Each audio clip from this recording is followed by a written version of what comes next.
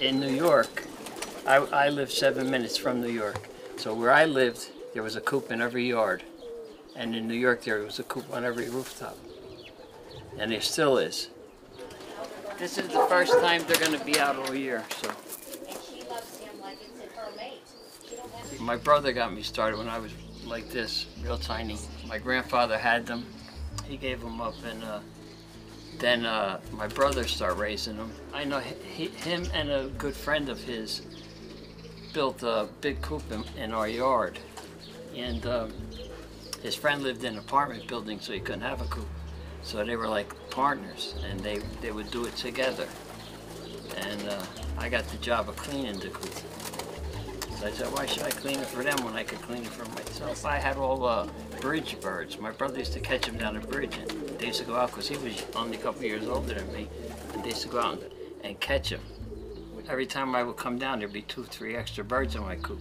You know, he didn't keep them because he kept homers, all homers. But he just did it for the fun of them. But then after a while, I started getting good birds. But I was always a fancy bird guy. Okay, guys. They take care of themselves. You just got to clean the coop, you know, and feed them and just keep your eye on them. But birds that are kept like this in captivity, they get their medication, they get steady food every day, they're content, they're breeding, they got a nest. They could live 20 years, 25 years, some of them. I'm used to them, you know, and I know how to, you know, care for them. And I could tell most of the signs of when they're sick, and I medicate them, and I just like them. Yeah. I sit out here with a cup of coffee, her and I, on Saturday and Sunday, and I let them out, and she counts how many goes in. I know how many I let out to make sure they're all in before I lock up. And it's just enjoying, watch them fly and watch for the hawks. I got a daughter who lives in New Jersey, but she don't want them.